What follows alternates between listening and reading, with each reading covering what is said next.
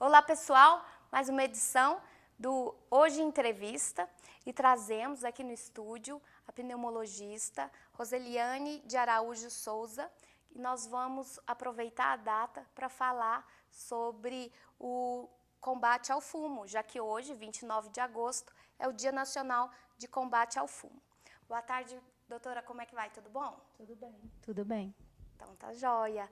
Olha, eu até trouxe alguns dados aqui e vou até apresentar para vocês que o Brasil tem alguns números a comemorar relacionado ao tabaco, né, ao fumo.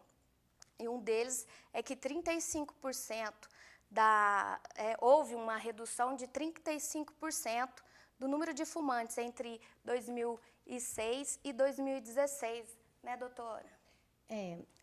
A partir de 2014 houve uma lei, né, uma lei federal que limitou muito o consumo do cigarro em ambientes fechados e a vinculação da propaganda do cigarro, e isso foi responsável por uma queda significativa no número de consumidores atuais do cigarro, né?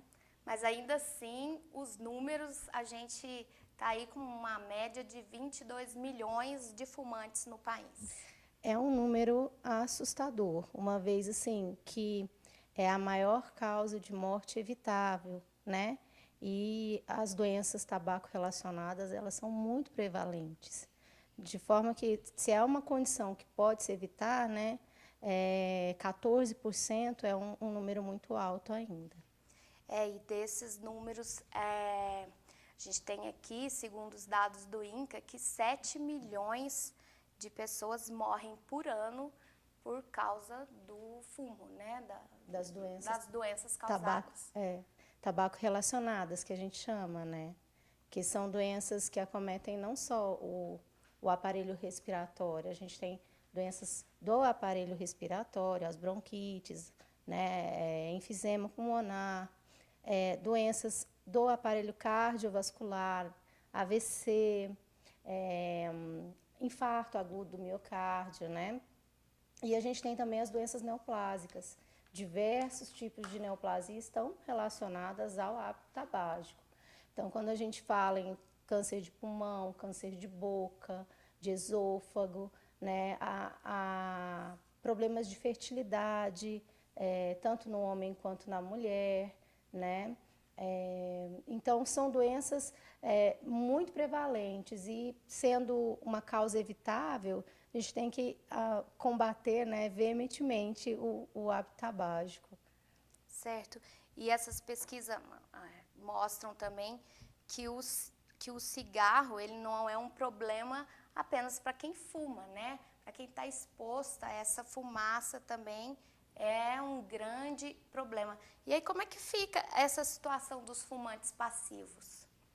Então, o cigarro, a gente fala que tem dois tipos de fumaça, né? A fumaça que o tabagista inala através do filtro do cigarro, né? E tem a fumaça da ponta do cigarro, que é a fumaça da queima.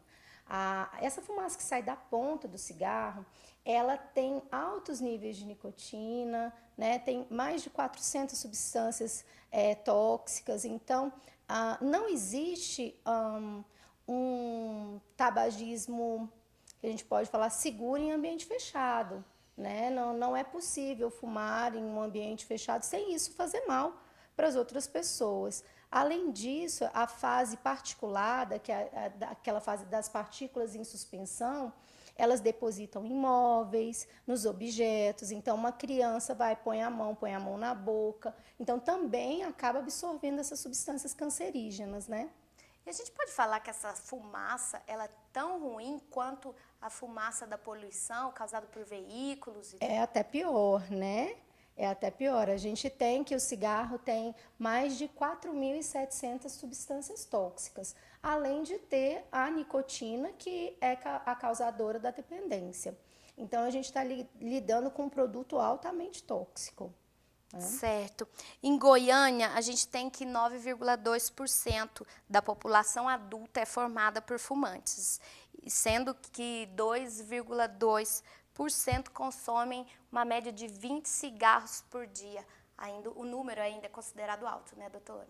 É muito alto. E a gente está num momento de produtos alternativos, né?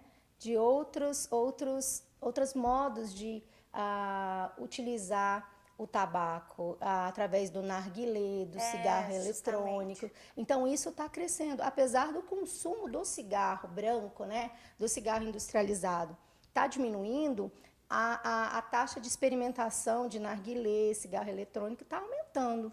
Então, esse caso, essa modinha aí, principalmente entre jovens de narguilé, ele também é considerado cigarro. Então, não é bem cigarro, né? Mas é a gente chama de um consumo de tabaco também. Na realidade, o que consiste? Você tem um cachimbo d'água, né? Então é colocado uma placa de um tablete de tabaco e é adicionado carvão em queima. Então aquilo faz uma combustão em altas temperaturas. E aí aquela fumaça passa através da água e os indivíduos inalam, né? Então ele consome a fumaça do mesmo jeito, né? Com algumas características próprias, né? Assim, a queima é muito mais numa temperatura muito maior, liberando substâncias cancerígenas, né? E aquela passagem pela água faz a fumaça ficar um pouco mais menos pesada, vamos dizer assim, mais fácil de tragar, e o indivíduo numa hora consome o equivalente a 100 cigarros. Nossa, então esse dado é verídico, né? Porque a gente vê aí muito se falar sobre isso e algumas pessoas pensam que deixando de fumar o cigarro branco e optando pelo narguilé, né? Esses outros, o próprio cigarro eletrônico, vai fugir e talvez cause menos risco à saúde e está totalmente enganado. Isso você tocou no ponto central, né?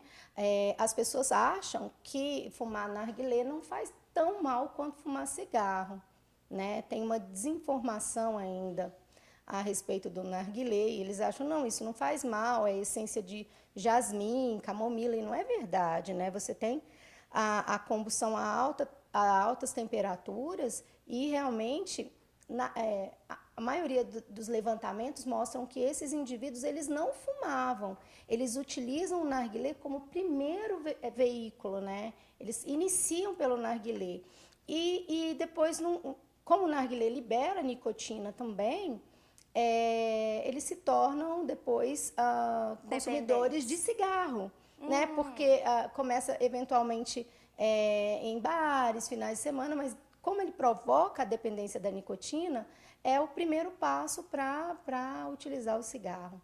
Certo. E falando aí do Dia Nacional do Combate ao Fumo, quais as principais orientações e dicas, né, para a pessoa que quer deixar esse vício? E também essa questão da orientação para os pais, orientar os filhos, porque a gente vê que realmente esse consumo de narguilé é entre os jovens mesmo, né? Entre adultos existe, mas não com tanta com tanto público quanto acontece nos jovens. Então, para quem quer parar de fumar, perceber que a família tem que estar envolvida no processo, né? A maioria dos fumantes sabe que o cigarro faz mal. A maioria deseja parar de fumar. Mas o que acontece? A nicotina vicia, né?